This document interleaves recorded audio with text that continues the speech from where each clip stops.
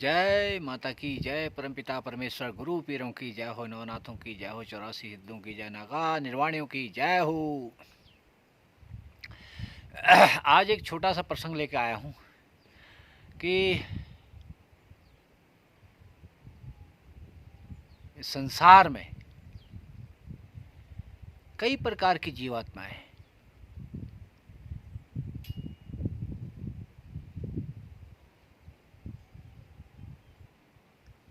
मगर हर जीवात्मा में अलग अलग भाव होता है ना। हर जीवात्मा का एक प्रारूप है, उसका एक कर्तव्य है, अपना अपना एक प्रारूप है। जिस प्रकार से मनुष्य का एक कर्तव्य प्रारूप है, वैसे एक चिड़िया का है, और जो किदौला जिसको कहते हैं पहाड़ी में, जो मिट्टी को खोदता है, जिसको किदौला भी कहते हैं, आजकल बरसात में बहुत होता है, उसका है। गोबरी कीड़ा है, चिड़िया है, सिटौला है। हर किसी का एक अपना कर्तव्य है, अपना अपना प्रारूप है। और देखा जाए तो सभी उस परमपिता परमेश्वर की जागृत चेतना से इनका निर्माण हुआ है, और उसके कर्म के आधार पर उनको इस पृथ्वी में भेजा गया है। जैसा मैं बार बार कहता हूं कि हमने मकान बनाया, करोड़ों के मकान बना लिए, करोड़ों की गाड़ियां ले ली,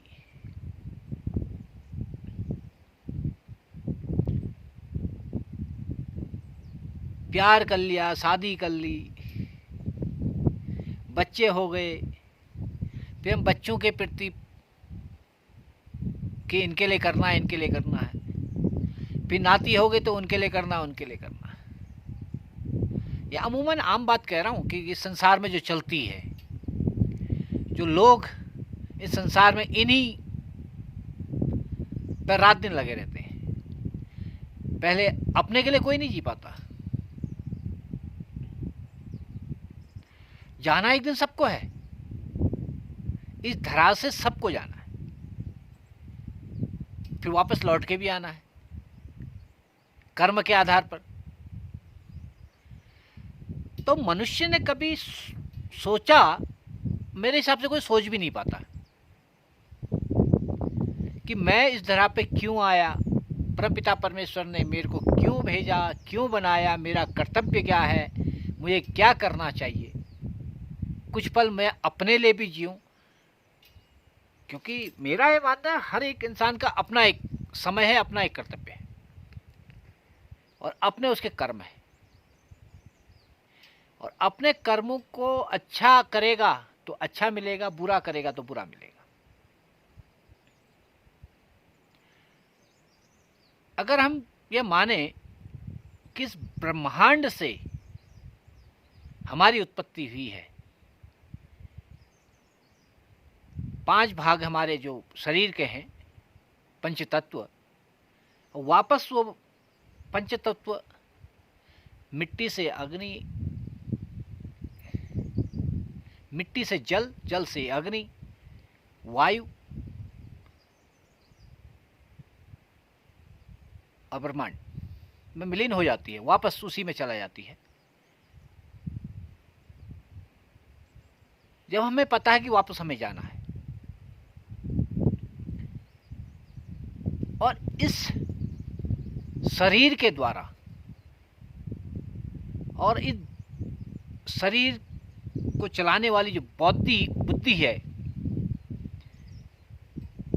उसके द्वारा जो भी कर्म किया गया है, अच्छा या बुरा, अच्छा किया तो उसका निर्णय अच्छा हमें मिलता है, बुरा किया तो बुरा हमें मिलता है, तो उसी का फल हमें भोगना है। तो हम फिर क्यों गलत राह पे चलते हैं? चोरी चकारी, किसी का पैसा मारना, चोरी कर लेना, डाका डाल देना, लूटा पाटी करना,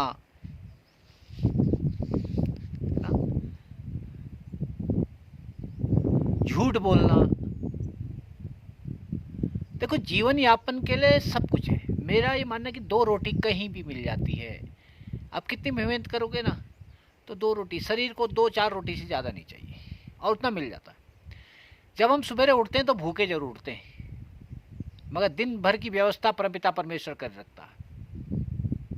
सुलाता भूखा नहीं है कभी परमपिता, मैंने किसी को भूखे सोते हुए नहीं देखा होगा।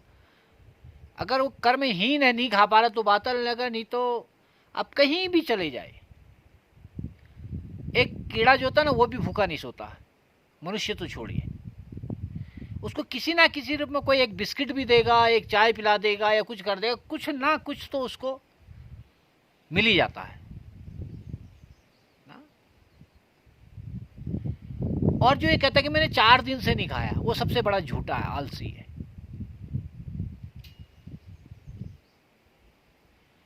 ना। या तो आलसी है बहुत बड़ा, या सबसे बड़ा झूठा है। उसने खाया नहीं, पिया जरूर होगा। 2 चीजें हैं। पीने पर अर्थ में वहां मत जाइएगा। कोई चाय पानी पीता है, कोई कॉफी पीता है, कोई दूध पीता है, कोई लस्सी पीता है, कोई शराब भी पीता है, वो बात अलग है। तो जिसका जो भोग जिसके भाग्य में लिखा उसको मिलता है, और वो खाता है, वो पीता है। तो कहने का अर्थ है कि जीवन में अपने इस जीवन को, बहुमूल्य जीवन को निरर्थक नहीं जाने देना चाहिए। उस परमपिता परमेश्वर के शरणागत जिसने हमें इस पृथ्वी में भेजा है,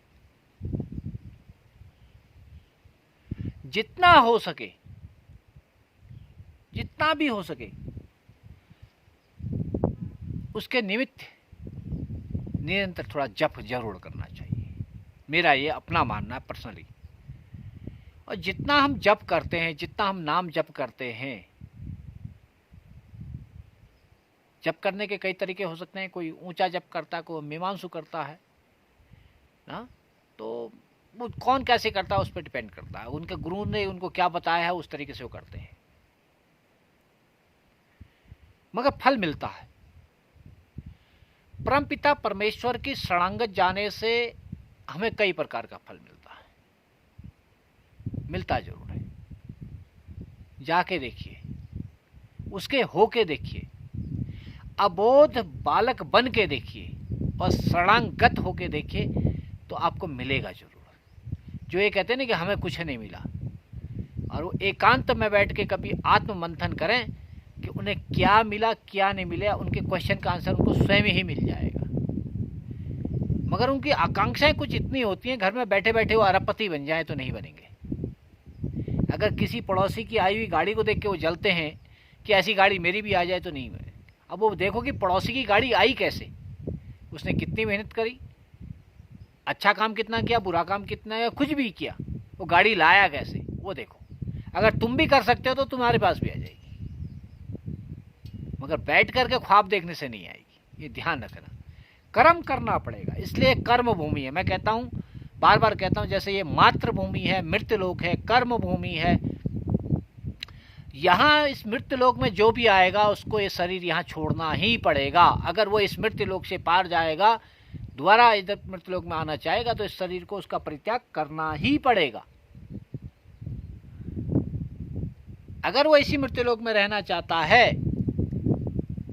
तब अगर उसने यहाँ साधना कर रखी है, हनुमान जी की तरह रह सकते हो, गणेश जी की रह सकते हो, तो बात अलग है। अगर आप उतने श्रेष्ठ हो, इस कगार तक पहुंच गए हो, तब तो आप इस भूमंडल में रह सकते हो। नहीं तो यहाँ परित्याग करना पड़ेगा। 100 साल, 200 साल, 300 साल, 400 साल, 600 साल भी यहाँ रह सकते हो, उसके बाद भी परित्याग करना पड़ेगा।